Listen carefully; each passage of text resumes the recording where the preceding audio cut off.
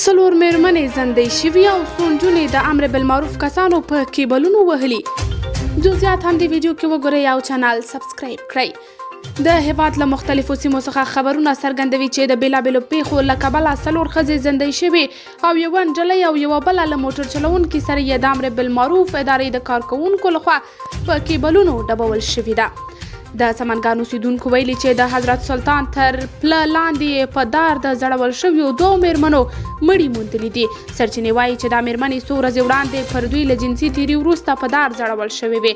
ویل شوي چې د دغه مېرمنو مړي طالبانو د حضرت سلطان ولسوالۍ اړوند سیمه کې خاورو ته سپارلي دي. بلخوا جوزجان کې سرچینې وایي چې د دغه ولایت مرکز شبرغان ښار کې تېره سې شنبه دوو پیغلو د کورني تاوتریخوالي له امله ځانونه زندۍ کړي دي. د سرچینو په خبره یوې پیغلې د شبرغان ښار په 4مه ناحیه او بلې بیا د دغه ښار په 5مه ناحیه کې ځان زندۍ کړی دی. دغه راز یوه بله پیښه چې تېره چهارشنبه شوې یو 15 کلن سړي د بېوزلۍ او اقتصادي ستونزو له کبله د شبرغان ښار د چرمخانې اړوند سیمه کې ځان زندۍ کړی دی.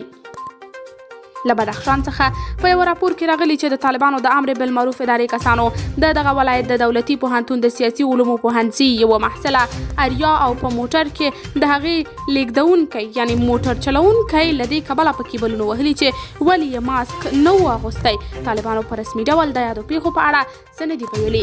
قدرمنو لیدونکو، تاسې د دې موضوع په هکله څه نظر لرئ؟ کمنټ کې شریک او چینل سبسکرایب کړئ.